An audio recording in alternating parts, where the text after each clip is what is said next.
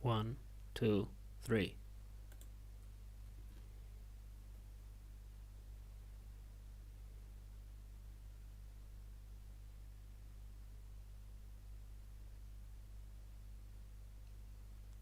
One, two, three, four.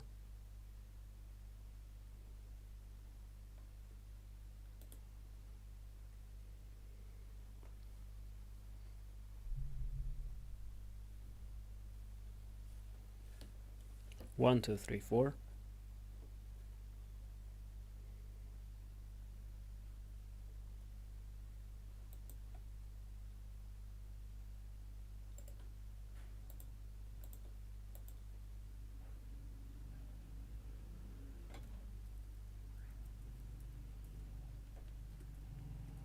Hello.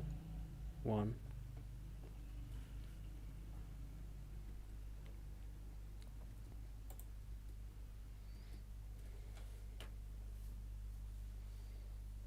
Okay, today we have another episode of ZomCast, ZomCast 22, and we will be talking about standard library.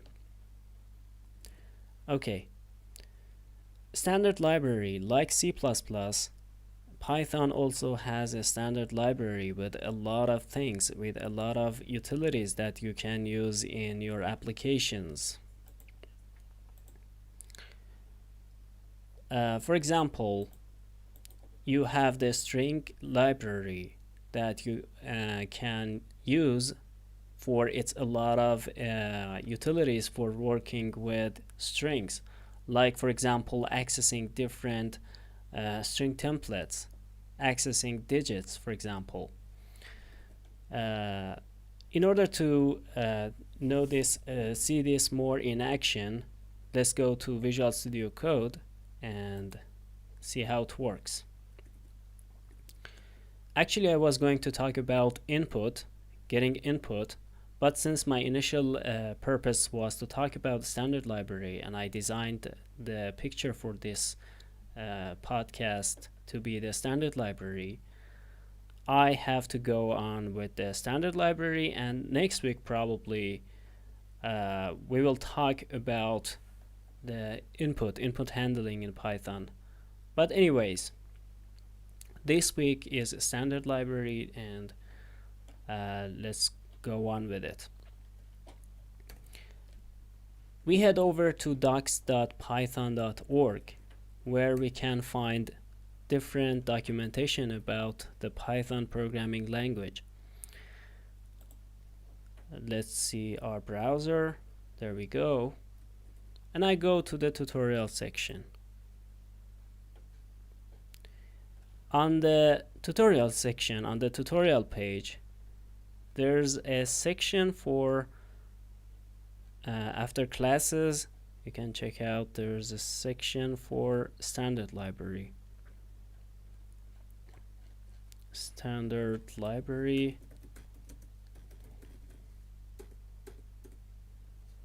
Yeah. Brief history of the standard library. Brief tour of the standard library, number 10.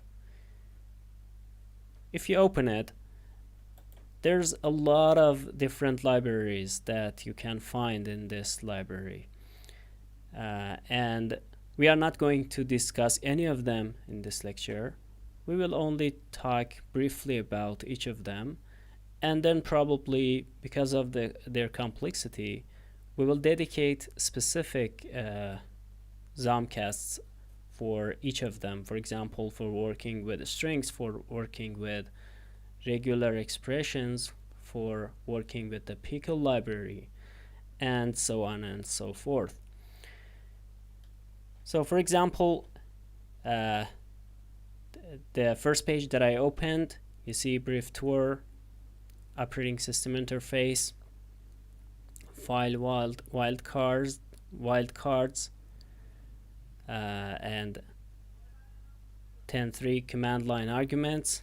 These are all talking about the standard library components that you will probably work with in your applications. For example, the sys library. The sys library, short for system, has components that are related to the operating system, and you can use them to access those things. For example, the argv or argv member of this library or module allows you to get access to the arguments that a user sent to your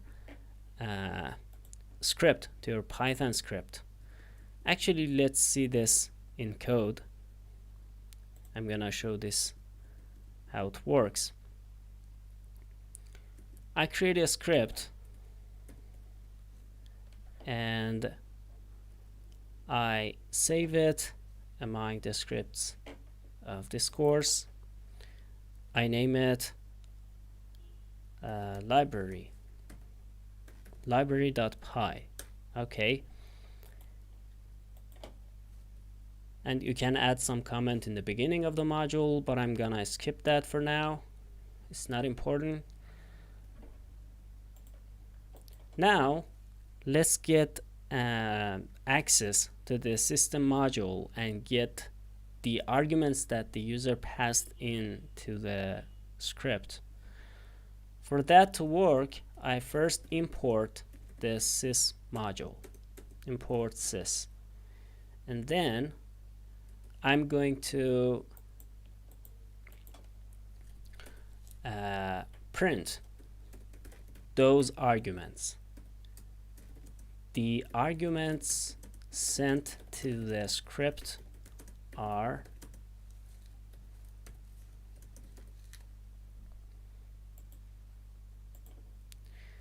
sys arg v, and since this is a list, we know that this is a list, we can actually see them printed inside the print function. If there are no arguments sent to our script, then nothing will be printed in this section. Alright, let me increase the size of the code pane so that you can see it better. Now if I run it from the command line, I run it this way: Python library.py and then some arguments. For example, argument 1, argument 2. These are two arguments that I'm passing. And there we go. The arguments are printed. And since it is the Python interpreter that gets these arguments, even the name of the script is also included in our list of arguments. So just like a C or C++ program, when you run a script, when you run your program, the name of the program or the name of the script is also considered a command line argument. Actually, it is considered the first command line argument, or argv0. If you consider argv a list of arguments, which in fact is, then argv0, the argument at index 0, is the name of your argument, is the name of your script, or the name of your program. Okay, it was just to give a glimpse of how it works, but you don't need to worry about that much, because just we are going to have an overview of different components of this actually this whole standard library of Python, which is very rich, in fact. In addition to what I have told you so far, it also has a lot of utilities for processing date and time, a lot of date and time utilities for working with date, time, its different formats, date formatting, time formatting, and so on and so forth. Okay, back to our we were in Visual Studio, back to our web page.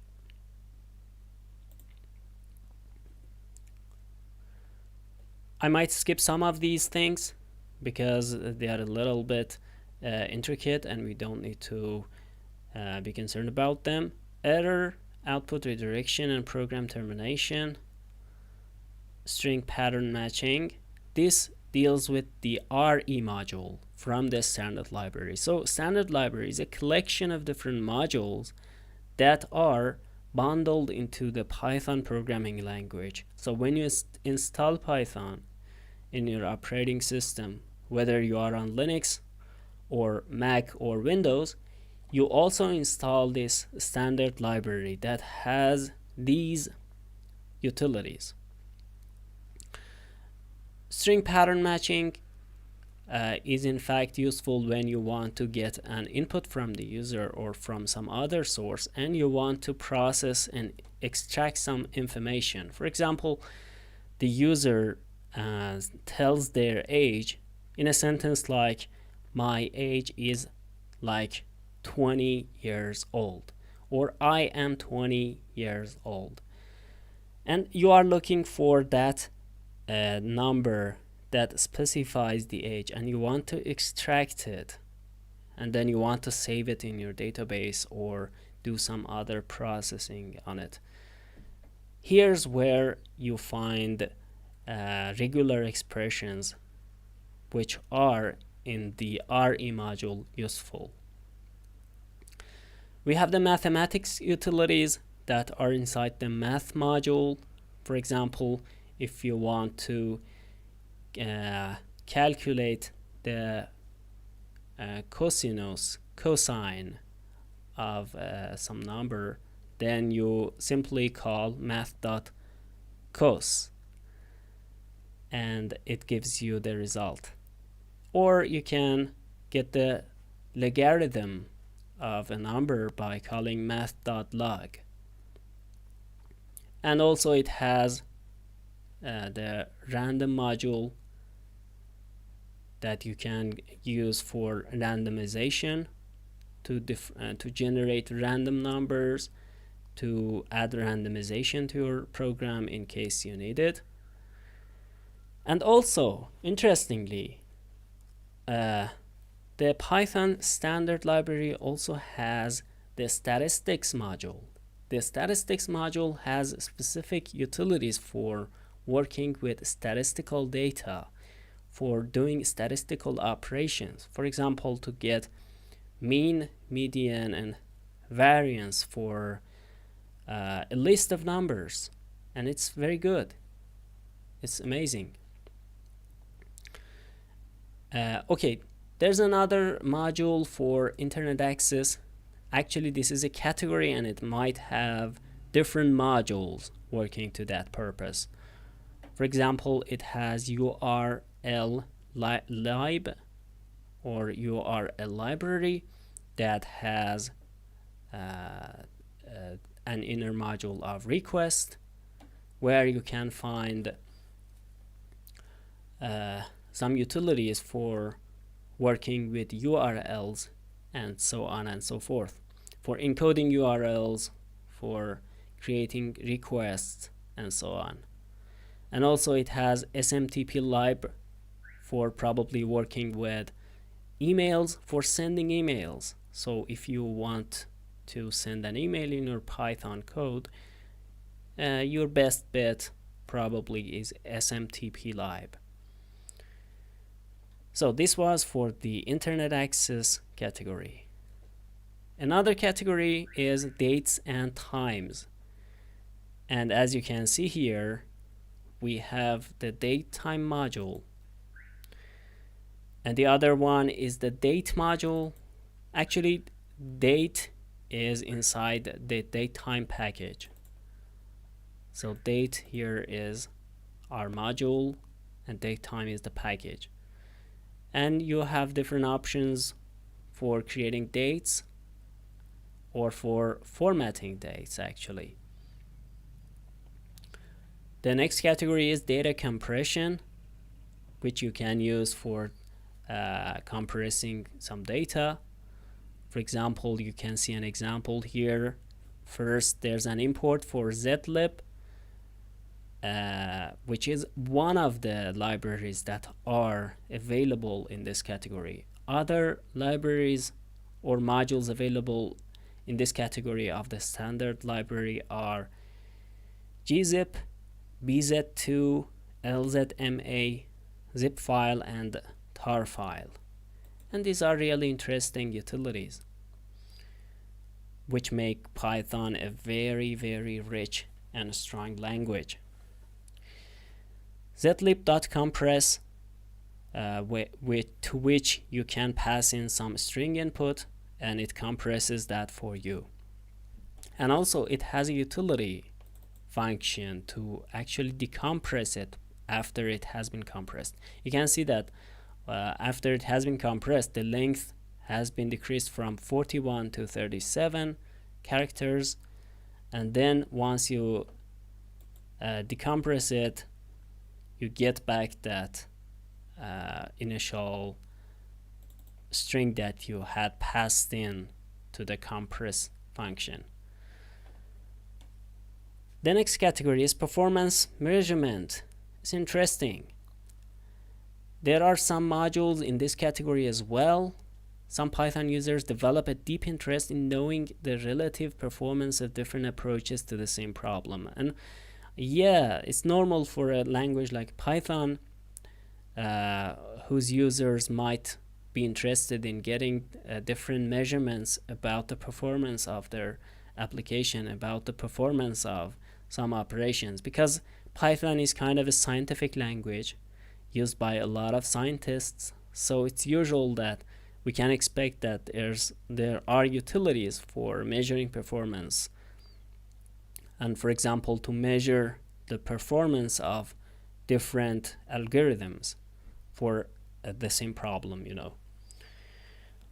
From TimeIT, import timer. Timer is one library, one class from the TimeIT module, which is part of the standard library again, which you can use for measurements. You can find more details about that on this page, or you can check out the TimeIT specific page, the reference page, which has all the details about this module. Quality control. Quality control, another category from the standard library for developing. One approach for developing high quality software is to write tests for each function as it's developed, and to run those tests frequently during the development process. So this deals with testing, and the module that is available, the modules that are available in this category are, for example, doc test and unit test, and so on. You can again find more information about them on their reference pages. Batteries included. Let's see what this is all about. Python has a batteries included philosophy. This is best seen through the sophisticated and robust capabilities of its larger packages. For example, the xml_rpc.client and xml_rpc.server modules make implementing remote procedure calls into an almost trivial task.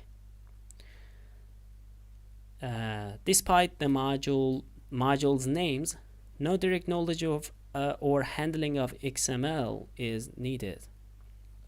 So these are actually some extra modules that are mentioned here, which show that if you want to do something serious, something enterprise level, something really complete in terms of an application, you will probably need these things. Something that has server side, client side, and networking, email, JSON handling, and database operations. You will probably need these things. And the idiom that Python documentation uses is batteries for these modules. XML_RPC, one of these modules, the email module or package, the JSON package, which might include different modules, the XML package, and the SQLite 3 package. Great. So these were some of the important categories of the standard library for the Python programming language. There's a second part to this overview, and before I wrap up this podcast, I'm gonna check them out too. Let's check them out together. Brief history of the standard library, part 2. The next category that we are going to discuss is output formatting. And output formatting deals with output as its name suggests. And one of the modules is replib, represent short for represent library, pprint, which as you can see module offers more sophisticated control over printing both built-in and user-defined objects in a way that is readable by the interpreter. So for example, we have an instance here, a list of lists actually that is passed assigned to the t variable, and then it is printed using the pprint module. The pprint module's pprint function actually.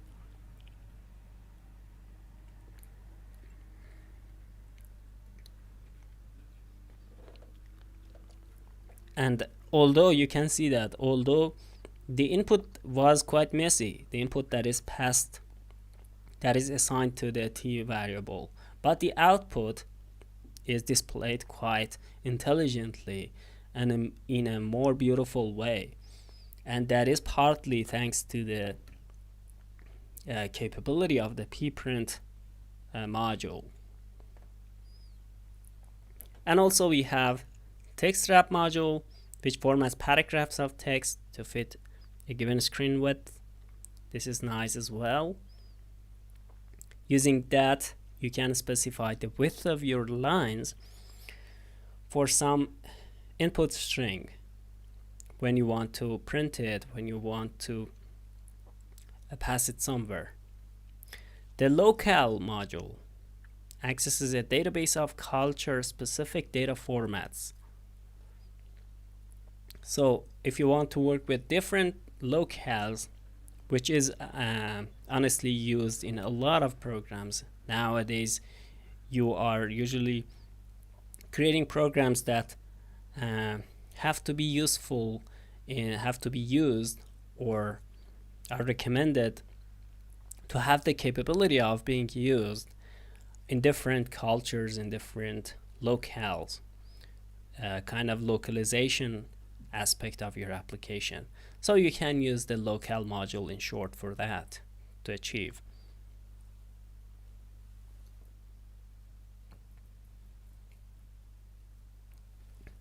The other is templating, which again deals with different modules from this library. For example, the string module, which has a lot of string related functions and utilities. And let's see what else we have. timeos.path. These are all related to working with templating. Actually, I don't really mean what they mean with the templating. Sorry about that.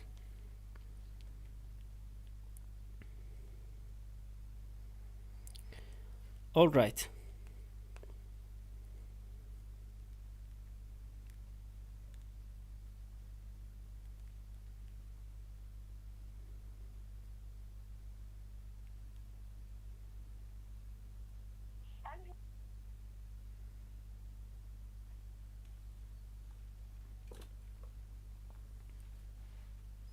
Okay. timeos.path. And working with binary data record layouts is the next category that you might probably want to work with. and this is again part of the standard library. It has modules like struct and an important category, multi-threading, for creating multi-threaded applications. Threading is a technique for decoupling tasks which are not sequentially dependent. Threads can be used to improve the responsiveness of applications that accept user input while other tasks run in the background. A related user case is running I/O in parallel with computations in another thread.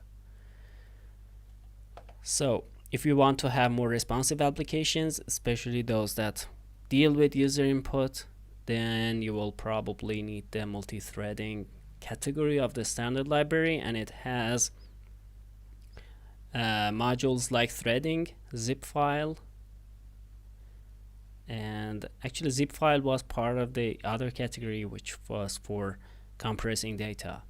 So threading is part of this multi-threading category. And background. Again, another category, logging.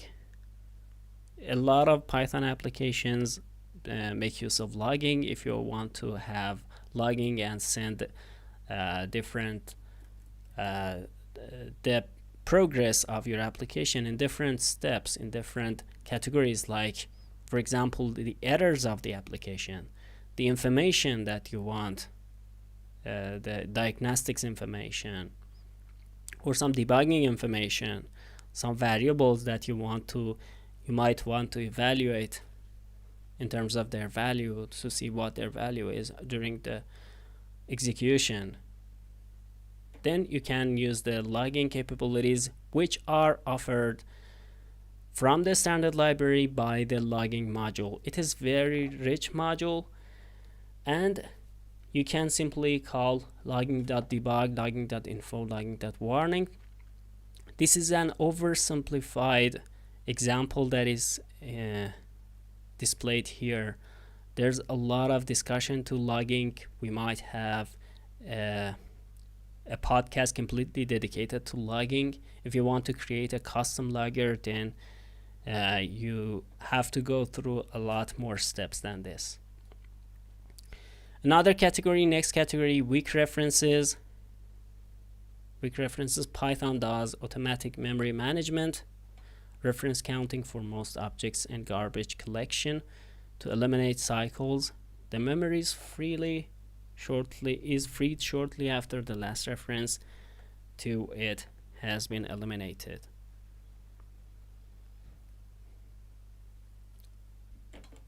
And this category offers the weakref and GC modules, which you can use to probably manually do garbage collection and things related with garbage collection. Tools for working with lists. The next category, you can make use of the array module. For that matter, you can use the collections module, which offer more complicated and more feature-rich capabilities for processing and working with lists. Bisect, heap queue. You can see that there's quite a lot of modules in this category for working with lists and list data.